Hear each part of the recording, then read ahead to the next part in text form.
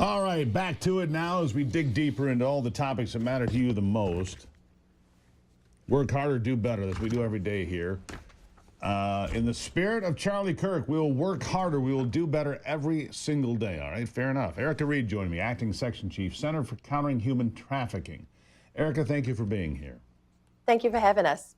Greatly appreciate it. Look, I don't know why it is, but the state I live in, Michigan, is one of the most highly sought out states for human trafficking. We have a high propensity for human trafficking in this state. Not quite sure why, but you say it's back to school time, a critical time to stop human trafficking. I could not possibly agree more. I don't think there's a more egregious crime, really. I think it's the most horrible thing possible. Why can we be more adapted today during back to school time to stop this than at other times during the year? Why is this time more important? I think this time is more important because we have to think about the routines of younger people. So they're going to the bus stops, they're going back to like parties or homecomings or games. And if we know their routine, then we have to understand that traffickers know their routine as well. So we want to be in spaces that, just like the trafficker is there, we want to make sure that our campaign is there to raise awareness as well.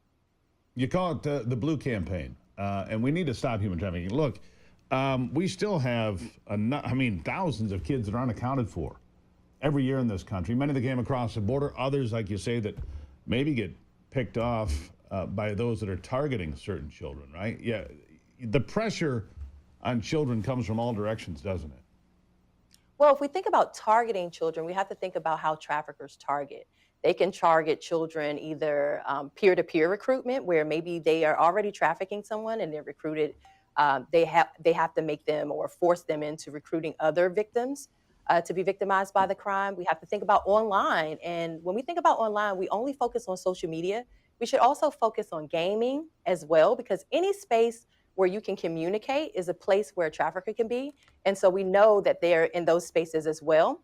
Some of the other places could possibly be, we know that they use violence to target. We also know that they use psychological manipulation in some cases when we think about grooming.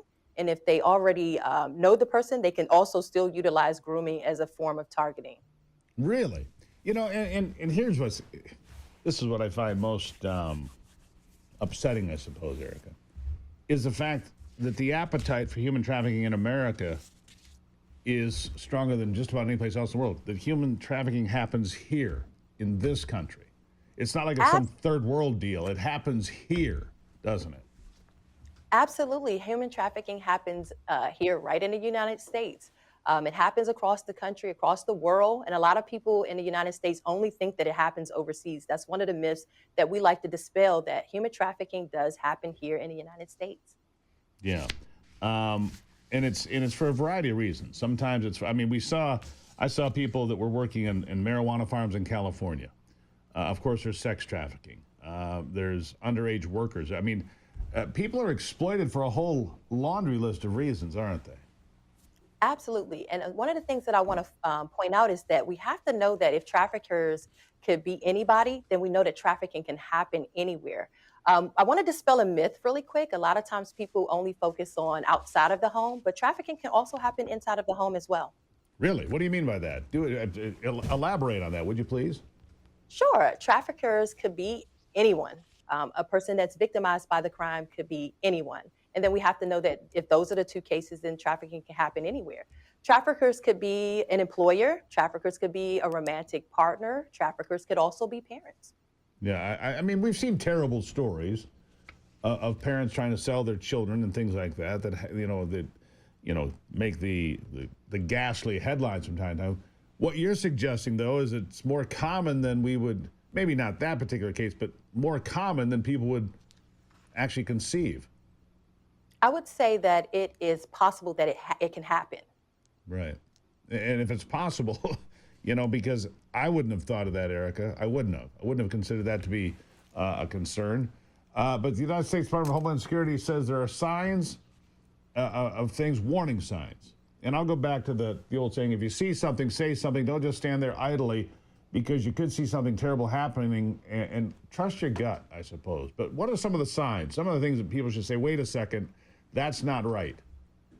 Some of the signs that I would point out, I always tell people to go to our website so you can learn a little bit more about indicators. Go to DHS.gov/BlueCampaign, and you can learn about more indicators, but I'll give you a few today. Some could be bruising. Bruising is one, and I'm not talking about the kid that plays a sport, but there might be new bruising. Another one could be tattoos. Tattoos could be one where a trafficker can utilize a tattoo to say that this is my possession.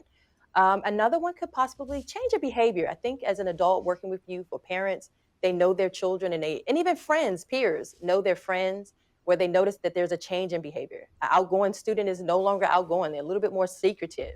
Some of the other ones I think that we should also identify is excessive amount of money. We know that summer job did not, give them that much money, or expensive items as well. Those are some of the things that I think parents and adults working with youth and even youth can look out for. Yeah. All good advice. Again, give us the website. If people see something, look, folks, human trafficking is huge in America. It's a terribly heartbreaking thing, but you can do something to help stop it. Listen to what Erica has to say. What's the website again?